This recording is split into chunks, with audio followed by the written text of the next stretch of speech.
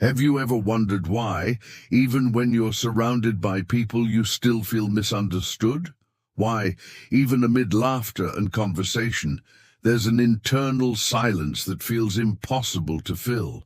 Or why, when witnessing someone suffering, it sometimes feels like their pain is also yours, as if you carry in your chest a wound that was never truly yours, but one you deeply recognize?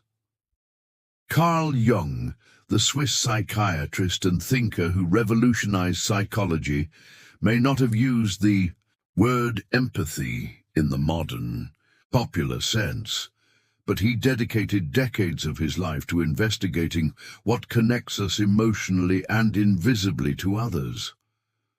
What he discovered goes far beyond fleeting feelings. It shows that truly seeing the other requires, first of all, seeing oneself. Empathy for Jung is a reflection of the inner journey.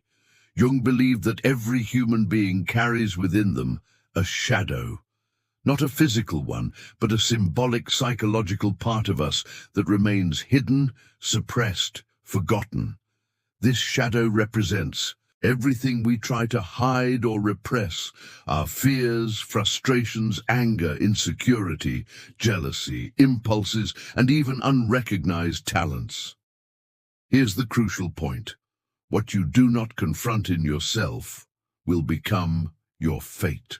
When we don't recognize this shadow, it begins to live outside of us, and we project these contents onto other people. We start to see in others what we cannot accept in ourselves. That's when we judge, distance, attack. True empathy, according to Jung, only arises when we are able to look inward and recognize our own wounds. By accepting our vulnerability, we develop the sensitivity required to hold space for others' suffering, not with judgment, but with compassion. You know that person who's always pointing out others' flaws, but never their own. Maybe you've done it yourself, even unconsciously. For Jung, this mechanism has a name: projection. We project onto others what is repressed within us. The anger we feel but don't express. The sadness we pretend not to have. The fear we won't admit. Projection is like a dirty lens. It distorts our view of reality and prevents us from seeing others as they truly are. Instead, we see reflections of our own shadow. Everything that irritates us about others can lead us to a better understanding of ourselves. Carl Jung. That's why empathy requires awareness. It requires pausing. It requires courage to examine our reactions before pointing fingers. When we see others as mirrors, empathy becomes possible. Jung introduced the concept of the collective unconscious, a layer of the human psyche that transcends the individual and connects all of humanity. Within it live archetypes, universal images that shape our imagination and behaviors. The hero, the mother, the shadow, the wise old man, the child. But more importantly, this collective unconscious also contains the most fundamental human experiences: the fear of loss, the desire for love, the anguish of loneliness, the need for belonging. This invisible web is the foundation of empathy, because when we see someone in pain, something within us recognizes that pain, even if we've never lived the exact same story. Deep down, we all share the same human drama. Many think empathy is just about being nice or emotionally sensitive. But Jung shows us that empathy is a form of consciousness, an expansion of perception. It's stepping out of automatic judgment and looking with depth. It's silencing the ego and listening with the heart. It's understanding that the other is not your enemy, but a portal to self-discovery. Real empathy is born when you understand that the other is also an imperfect being, just like you.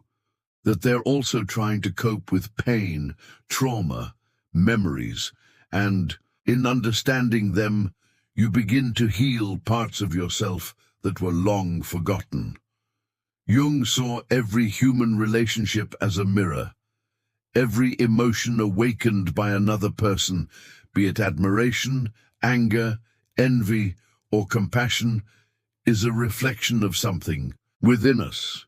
In this sense, empathy ceases to be just a virtue and becomes a bridge connecting our conscious self to the unconscious parts that still wait to be integrated. When you allow yourself to feel with others, you allow yourself to feel your own depths. By validating someone else's pain, you validate your own repressed wounds, and that in itself is healing. The next time you feel like judging someone or pulling away because of their behavior, pause, breathe, look within. Ask yourself, what is this person triggering in me? Perhaps what bothers you most in others is exactly what still needs attention and healing within you. Jung believed that every human encounter is a unique opportunity for inner growth, and that empathy, far from being a passive virtue, is an active process of seeing, feeling, recognizing, and integrating. If you want to keep exploring the mysteries of the human mind, soul, and emotions, subscribe to the channel and share this video, because here, psychology is not just theory, it's transformation, awareness, and truth.